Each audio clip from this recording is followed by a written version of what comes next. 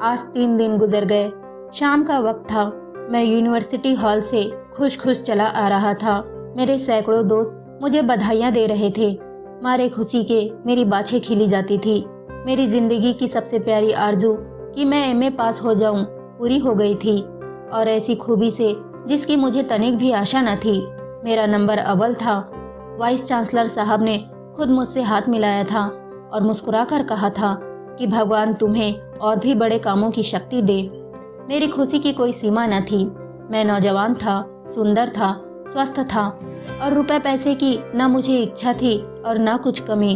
माँ बाप बहुत कुछ छोड़ गए थे। दुनिया में सच्ची खुशी पाने के लिए जिन चीज़ों की ज़रूरत है वह सब मुझे प्राप्त थी, और सबसे बढ़कर पहलू में एक हौसलामंद दिल था जो ख्याति प्राप्त करने के लिए अधीर हो रहा था। घर आया। दोस्तों ने यहाँ भी पीछा न छोड़ा। दावत ठहरी। दोस्तों की खातिरदारी में 12 बज गए। लेटा तो बरबस ख्याल मिस लीलावती की तरफ जा पहुंचा, जो मेरे पड़ोस में ही रहती थी और जिसने मेरे साथ बीए का डिप्लोमा हासिल किया था। भाग्यशाली होगा वह व्यक्ति जो मिस लीला को ब्याहेगा। कैसा सुंदर है, कितना मीठा गला है, कैसा हंसमुख स्वभाव है। मैं कभी कभी उसके यहाँ प्रोफेसर साहब से दर्शन शास्त्र की सहायता लेने के लिए जाया करता था। वह दिन बड़ा शुभ होता था जब प्रोफेसर साहब घर पर न मिलते थे। मिस लीला मेरे साथ बड़े तपाक से पेश आती और मुझे ऐसा मालूम होता कि मैं ईसा मसीह की शरण में आ जाऊं तो उसे मुझे अपना पति बना लेने में आपत्ति न होगी। वह शैली वायरन और किड्स की प्रेमी थी और मेरी रुचि भी बिल्कुल उसी के समान थी। हम जब अकेले होते तो अक्सर प्रेम और प्रेम दर्शन की बातें करने लगते, और उसके मुंह से भावों में डूबी हुई बातें सुन सुनकर मेरे दिल में गुदगुदी पैदा होने लगती थी। मगर अफसोस, मैं अपना मालिक न था। मेरी शादी एक ऊंचे घराने में कर दी गई थी और ऊपर से मैंने अब तक अपनी बीवी की सूरत भी नहीं देखी थी। मगर मुझे पूरा पूरा विश्वास था कि मुझे उसकी संगत में वह आनंद नहीं मिल सकता जो मिस लीला की संगत में संभव है। मेरी शादी हुए 2 साल हो चुके थे, मगर उसने मेरे पास एक भी खत न लिखा था। मैंने 2-3 खत लिखे भी, मगर किसी का जवाब न मिला। इससे मुझे शक हो गया था कि उसकी तालीम भी शायद नहीं हुई है। आह, क्या मैं इसी लड़की के साथ जिंदगी बसर करने पर मजबूर होऊंगा? इस सवाल ने मेरे उन तमाम हवाई कीलों को ढा दिया जो मैंने अभी अभी बनाए थे। क्या मैं मिस लीला से हमेशा के लिए हाथ धो लूं? नामुमकिन है। मैं कुमुदनी को छोड़ दूंगा। मैं अपने घर वालों से नाता तोड़ दूंगा। मैं बदनाम होऊंगा, परेशान होऊंगा, मगर मिस लीला को ज़रूर अपना बनाऊंगा। इन्हीं ख्यालों के असर में मैंने अपनी डायरी लिखी और उसे मेज पर खुला छोड़कर बिस्तर पर लेटा रहा और सोचते सोचते सो गया। सवेरे उठकर देखता हूँ तो बाबू निरंजन दास मेरे सामने कुर्सी पर बैठे हैं। उनके हाथ में डायरी थी जिसे वह ध्यानपूर्वक पढ़ रहे थे। उन्हें देखते ही मैं बड़े चाव से लिपट गया। अफसोस, अब उस देवरूपी स्वभाव वाले नौजवान की सूरत देखने को नसीब नहीं होगी। अचानक मौत ने उसे हमेशा के लिए हमसे अलग जो कर दिया। वे कुमुदनी के सगे भाई थे, बहुत स्वस्थ, सुंदर और हंसमुख। उम्र मुझसे 2 ही 4 साल ज़्यादा थी। ऊंचे पद पर नियुक्त थे। कुछ दिनों से इसी शहर में तब्दील होकर आ गए थे। मेरी और उनकी गाढ़ी दोस्ती हो गई थी। मैंने पूछा, क्या तुमने मेरी डायरी पढ़ ली है? निरंजन ने कहा, हाँ, मगर कुमुदनी से कुछ न कहना। निरंजन ने शांत स्वभाव में कहा, बहुत अच्छा, नहीं कहूँगा। मैंने उससे कहा कि मैं इस वक्त किसी और सोच में था। मेरा डिप्लोमा देखोगे? निरंजन ने गंभीरता से कहा, घर से खत आया है, पिताजी बीमार है, 2-3 दिन में जाने वाला हूँ। मैंने कहा, शौक से जाइए, ईश्वर उन्हें जल्दी स्वस्थ करे। तुम भी चलोगे ना? न मालूम कैसा काम पड़े कैसा न पड़े। मैंने उनसे माफ़ी मांगी और जाने की इनकारी कर दी। निरंजन दास वहाँ से चले गए। मैंने हजामत बनाई, कपड़े बदले और मिस लीलावती से मिलने का चाव मन में लेकर चला। वहाँ जाकर देखा तो ताला पड़ा हुआ था। मालूम हुआ कि मिस साहिबा की तबीयत 2-3 दिन से खराब थी। आबो हवा बदलने के लिए नैनीताल चली गई। अफसोस, मैं हाथ मल कर रह गया। क्या लीला मुझसे नाराज थी? उसने मुझे क्यों खबर नहीं दी? लीला, क्या तू बेवफा है? तुझसे बेवफाई की उम्मीद न थी। फौरन पक्का इरादा कर लिया कि आज की डाक से नैनीताल चल दूं, मगर घर आया तो लीला का खत मिला। कांपते हुए हाथों से मैंने खत खोला। लिखा था, मैं बीमार हूँ, मेरी जीने की कोई उम्मीद नहीं है। डॉक्टर कहते हैं प्लेग है। जब तुम आओगे शायद मेरा किस्सा तमाम हो जाएगा। आखिरी वक्त तुमसे न मिलने का सख्त सदमा है। मेरी याद दिल में कायम रखना। मुझे सख्त अफसोस है कि तुमसे मिलकर नहीं आई। मेरा कसूर माफ़ करना और अपनी अभाग्नि लीला को भुला मत देना। खत मेरे हाथ से छूटकर गिर गया। दुनिया आंखों में अंधेरी हो गई। मुंह से एक ठंडी आह निकली। बिना एक क्षण गवाए मैंने बिस्तर बांधा और नैनीताल चलने के लिए तैयार हो गया। घर से निकला ही था कि प्रोफेसर बॉस से मुलाकात हो गई। कॉलेज से चले आ रहे थे। चेहरे पर शोक लिखा हुआ था। मुझे देखते ही उन्होंने जेब से एक तार निकालकर मेरे सामने फेंक दिया। मेरा कलेजा धक से हो गया। आंखों में अंधेरा छा गया। तार कौन उठाता है, और हाथ मारकर बैठ गया। लीला, तू इतनी जल्दी मुझसे जुदा हो गई। मैं रोता हुआ घर आया और चारपाई पर मुंह ठापकर खूब रोया। नैनीताल जाने का इरादा अब तो ख़त्म हो गया। 10-12 दिन मैं उन्माद किसी दशा में इधर उधर घूमता रहा। दोस्तों की सलाह हुई कि कुछ रोज़ के लिए कहीं घूमने चले जाओ। मेरे दिल में भी यह बात जम गई। निकल पड़ा और 2 महीने तक विंध्याचल, पारसनाथ वगैरह पहाड़ियों में आवारा फिरता रहा। ज्यों ज्यों करके नई जगहों और नए दृश्यों की सैर से तबीयत को ज़रा तस्कीन हुई।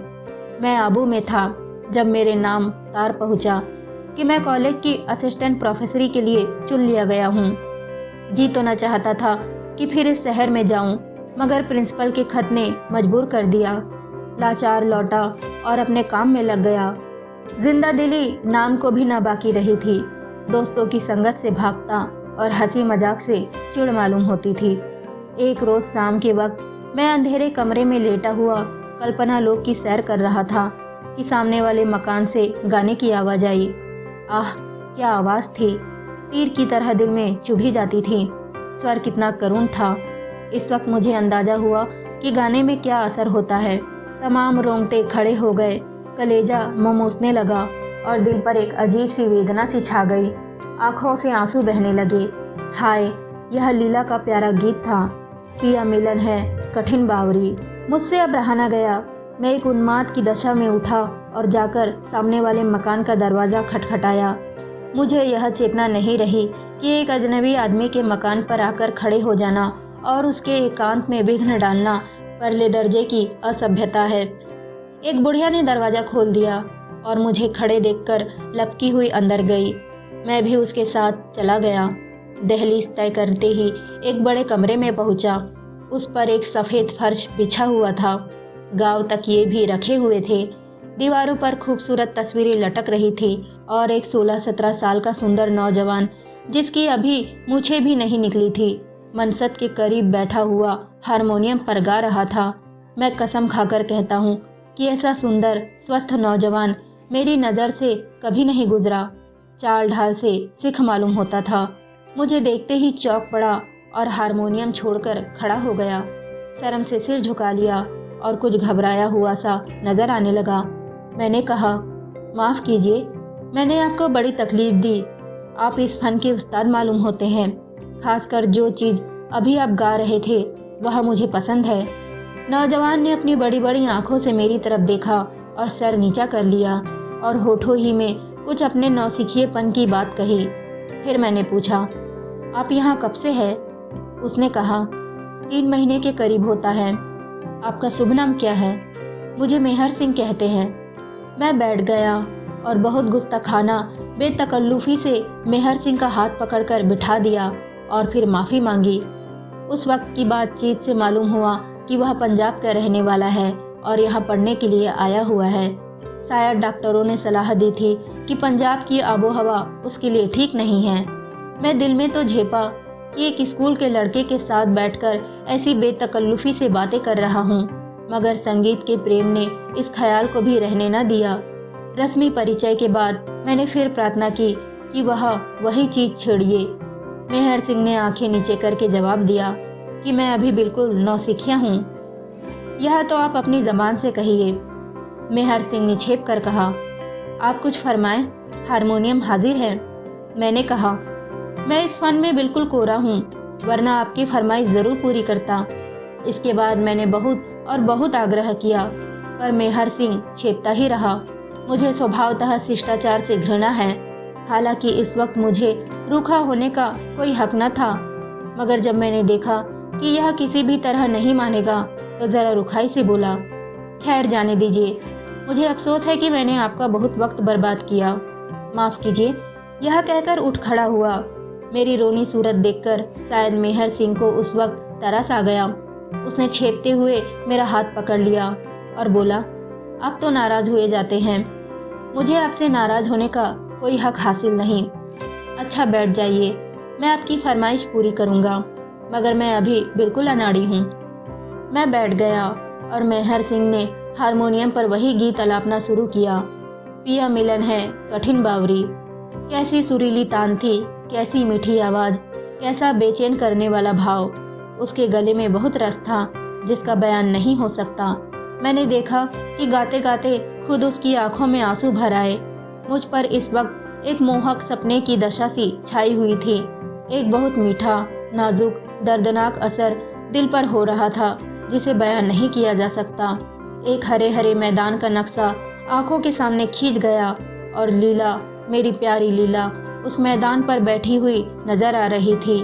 वह मेरी तरफ हसरतनाक आंखों से ताक रही थी। मैंने एक लंबी आह भरी और बिना कुछ कहे उठ खड़ा हुआ। इस वक्त मेहर सिंह ने मेरी तरफ ताका। उसकी आंखों में मोती के कतरे डबडबाए हुए थे और बोला, कभी कभी तशरीफ लाया कीजिएगा। मैं सिर्फ इतना जवाब दिया कि आपका बहुत कृतज्ञ हूँ। धीरे धीरे मेरी यह हालत हो गई कि जब तक मेहर सिंह के यहाँ जाकर 2-4 गाने न सुन लूँ, जी को चैन नहीं आता था। शाम हुई और मैं जा पहुँचा। कुछ देर तक गानों की बहार लूटता और तब उसे पढ़ाता। ऐसे ज़हीन और समझदार लड़के को पढ़ाने में मुझे खास मज़ा आता था। मालूम होता था कि मेरी एक एक बात उसके दिल पर नक्श हो रही है। जब तक मैं उसे पढ़ाता वह पूरे जी जान से कान लगाए हुए बैठा रहता। मैं हमेशा ही उसे देखता और उसे पढ़ने लिखने में डूबा हुआ पाता। साल भर में अपने भगवान के दिए हुए ज़हन की बदौलत उसने अंग्रेजी में अच्छी योग्यता प्राप्त कर ली। मामूली चिट्ठियाँ लिखने लगा और दूसरा साल गुजरते वक्त वह अपने स्कूल के कुछ छात्रों से बाजी ले गया। जितने मुर्दरीस थे सब उसकी अकल पर हैरत करते और सीधा नेक चलन, ऐसा कि कभी झूठ मूठ भी किसी ने उसकी शिकायत नहीं की। वह अपने सारे स्कूल की उम्मीद और रौनक था, लेकिन बावजूद सिख होने पर भी उसे खेलकूद में रुचि न थी। मैंने कभी उसे क्रिकेट में नहीं देखा। शाम होते ही सीधे घर चला आता और लिखने पढ़ने में लग जाता। मैं धीरे धीरे उससे इस कदर हिल मिल गया कि बजाय उसे अपने शिष्य के उसको अपना दोस्त समझने लगा। उम्र के लिहाज से उसकी समझ आश्चर्यजनक थी। देखने में 16-17 साल से ज़्यादा नहीं मालूम होता था, मगर जब कभी मैं रवानी में आकर दुर्बोध कवि कल्पनाओं को और कोमल भावों की उसके सामने व्याख्या करता, मुझे उसकी भंगिमा से ऐसा मालूम होता कि एक एक को बारीकी से समझ रहा है। एक दिन मैंने उससे पूछा, मेहर सिंह, तुम्हारी शादी हो गई? मेहर सिंह ने शर्मा कर जवाब दिया, अभी नहीं। तुम्हें कैसी औरत पसंद है? मेहर सिंह ने कहा, मैं शादी करूंगा ही नहीं। क्यों? मेहर सिंह ने कहा, मुझ जैसे जाहिल गवार के साथ शादी करना कोई औरत पसंद ना करेगी। मैंने उससे कहा, बहुत कम ऐसे नौजवान होंगे जो तुमसे ज़्यादा लायक हो या तुमसे ज़्यादा समझ रखते हो। मेहर सिंह ने मेरी तरफ अचंभे से देखकर कहा, आप दिल लगी करते हैं। नहीं, मैं दिल लगी नहीं कर रहा, मैं सच कहता हूँ। मुझे खुद आश्चर्य होता है कि इतने कम दिनों में तुमने ऐसी योग्यता कैसे पैदा कर ली। अभी तुम्हें अंग्रेजी शुरू किए 3 बरस से ज़्यादा नहीं हुए। मेहर सिंह ने कहा, क्या मैं किसी पढ़ी लिखी लेडी को खुश कर सकता हूँ? मैंने जोश में आकर कहा, बेशक। गर्मी का मौसम था, मैं हवा खाने शिमला गया हुआ था। मेहर सिंह मेरे साथ था। वहाँ मैं बीमार पड़ा, चेचक निकल आई, तमाम जिस्म में फफोले पड़ गए, पीठ के बल चारपाई पर लेटा रहता। उस वक्त मेहर सिंह ने मेरे ऊपर जो जो एहसान किए वह मुझे हमेशा याद रहेंगे। डॉक्टरों की सख्त मनाही थी कि मेरे कमरे में ना आए, मगर मेहर सिंह आठों पहर मेरे ही पास बैठा रहता, मुझे खिलाता पिलाता, उठाता बैठाता। रात रात भर चारपाई के करीब बैठकर जागते रहना मेहर सिंह का ही काम था। सगा भाई भी इससे ज़्यादा सेवा नहीं कर सकता था। 1 महीना गुजर गया। मेरी हालत रोज़ बरोज़ बिगड़ती जाती थी। एक रोज़ मैंने डॉक्टर साहब को मेहर सिंह से कहते हुए सुना कि इनकी हालत नाजुक है। मुझे यकीन हो गया कि अब नहीं बचूंगा, मगर मेहर सिंह कुछ ऐसी दृढ़ता से मेरी सेवा में लगा हुआ था जैसे वह मुझे ज़बरदस्ती मौत के मुंह से बचा लेगा।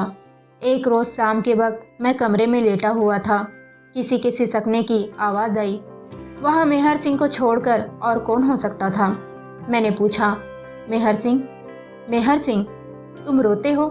मेहर सिंह ने जब्त करके कहा, नहीं, रोऊं क्यों? और मेरी तरफ बड़ी बड़ी दर्द भरी आंखों से देखा। तुम्हारे सिसकने की आवाज़ आई। मेहर सिंह ने कहा, वह कुछ बात न थी, घर की याद आ गई। सच बोलो। मेहर सिंह की आंखें फिर डबडबा आई। उसने मेज पर से आईना उठाकर मेरे सामने रख दिया। हे नारायण, मैं खुद को पहचान न सका। चेहरा इतना ज़्यादा बदल गया था। रंगत बेजान सुर्ख के सिवाय और कुछ नहीं थी। चेचक के बदनुमा दागों से सूरत बिगड़ गई थी। अपनी यह बुरी हालत देखकर मुझे भी जब्त न हो सका और आंखें डबडबा गई। वह सौंदर्य जिस पर मुझे इतना गर्व था बिल्कुल विदा हो गया था। मैं शिमले से वापस आने की तैयारी कर रहा था। मेहर सिंह उस रोज़ मुझसे विदा होकर अपने घर चला गया था। मेरी तबीयत बहुत उचाट हो रही थी। असबाब सब बन चुका था कि एक गाड़ी मेरे दरवाजे पर आकर रुकी। उसमें से कौन उतरा? मिस लीला। मेरी आंखों को विश्वास नहीं हो रहा था। चकित होकर ताकने लगा। मिस लीलावती ने आगे बढ़कर मुझे सलाम किया और हाथ मिलाने को बढ़ाया। मैंने भी बौखलाहट में हाथ तो बढ़ा लिया, मगर अभी तक यह यकीन नहीं हुआ कि मैं सपना देख रहा हूँ, यह हकीकत है। लीला के गालों पर वह लाली नहीं थी, वह चुलबुलापन, बल्कि वह बहुत गंभीर और पीली पीली सी हो रही थी। आखिर मेरी हैरत कम होते न देखकर उसने मुस्कुराने की कोशिश करते हुए कहा, तुम कैसे जेंटलमैन हो, एक शरीफ लेडी को बैठने के लिए कुर्सी भी नहीं देते। मैंने अंदर से कुर्सी लाकर उसके लिए रख दी, मगर अभी तक यही समझ रहा था कि सपना देख रहा हूँ। लीलावती ने कहा, शायद तुम मुझे भूल गए। मैं लीलावती को भूल जाऊं? भूलना तो उम्र भर नहीं हो सकता, मगर आंखों को एतबार नहीं था। लीला ने फिर कहा, तुम तो बिल्कुल पहचाने नहीं जाते। मैंने उसकी तरफ देखकर कहा, तुम भी तो वह नहीं रही। मगर आखिर यह क्या भेद है? क्या तुम स्वर्ग से लौट कर आई हो? लीला ने कहा, मैं तो नैनीताल में अपने मामा के यहाँ थी। और वह चिट्ठी मुझे किसने लिखी थी? और वह तार किसने दिया था? मैंने ही। क्यों? तुमने मुझे धोखा क्यों दिया लीला? शायद तुम अंदाजा नहीं कर सकती कि मैंने तुम्हारे शोक में कितनी पीड़ा सही है। उस वक्त मुझे एक अनोखा गुस्सा आया। यह फिर मेरे सामने क्यों आ गई? मर गई थी तो मरी ही रहती। लीला ने हल्की सी मुस्कुराहट के साथ कहा, इसमें भी एक गुर था, मगर यह बात तो फिर होती रहेगी। आओ, इस वक्त तुम्हें अपनी एक लेडी फ्रेंड से इंट्रोडक्शन कराऊं। वह तुमसे मिलने की बहुत इच्छुक है। मैंने अचरज में पूछा, मुझसे मिलने की? मगर लीलावती ने इसका कुछ जवाब न दिया और मेरा हाथ पकड़कर गाड़ी के सामने ले गई। उसमें एक युवती हिंदुस्तानी कपड़े पहने बैठी हुई थी। मुझे देखते ही उठ खड़ी हुई और हाथ बढ़ा दिया। मैंने लीला की तरफ सवाल करती हुई आंखों से देखा। लीला ने कहा, क्या तुमने नहीं पहचाना? मुझे अफसोस है कि मैंने आपको पहले कभी नहीं देखा, और अगर देखा भी हो तो घूंघट की आड़ में मैं आपको पहचान नहीं सकता। लीला ने मुस्कुराते हुए कहा, यह तुम्हारी बीवी कुमुदनी है। मैंने आश्चर्य के स्वर में कहा, कुमुदनी यहाँ? लीलावती ने कहा, कुमुदनी, मुंह खोल दो और अपने प्यारे पति का स्वागत करो। कुमुदनी ने कांपते हुए हाथों से जरा सा घूंघट उठाया। लीला ने सारा मुंह खोल दिया और ऐसा मालूम हुआ जैसे बादल से चांद निकल आया हो। मुझे ख्याल आया, मैंने यह चेहरा कहीं देखा है, पर कहा, आह, उसकी नाक पर वही तिल है, उंगली में वही अंगूठी भी है। मैं सोच ही रहा था कि लीला ने कहा, क्या सोचते हो, अब पहचाना? मेरी कुछ अकल काम नहीं करती थी। हूबहू यही हुलिया मेरे एक प्यारे दोस्त मेहर सिंह का है। लीला ने मुस्कुराकर कहा, तुम तो हमेशा निगाह के तेज बनते थे, इतना भी नहीं पहचान सकते। यह सुनकर मैं खुशी से फूल उठा। कुमुदनी मेहर सिंह के भेष में थी। मैंने उसी वक्त उसे गले लगा लिया और खूब दिल खोलकर प्यार किया। इन कुछ क्षणों में मुझे जो खुशी हासिल हुई उसके मुकाबले जिंदगी भर की खुशियाँ बेकार हैं। हम दोनों आलिंगन पास में बंधे हुए थे। कुमुदनी, प्यारी कुमुदनी के मुंह से आवाज़ नहीं निकलती थी। हाँ, आंखों से आंसू बह रहे थे। मिस लीला बाहर खड़ी कोमल आंखों से यह दृश्य देख रही थी। मैंने उसके हाथों को चूम कर कहा, प्यारी लीला, तुम सच्ची देवी हो। जब तक जिएंगे तुम्हारे कृतज्ञ रहेंगे। लीला के चेहरे पर एक हल्की सी मुस्कुराहट दिखाई दी। वह बोली, अब तो शायद तुम्हें मेरे शौक का काफ़ी पुरस्कार मिल गया।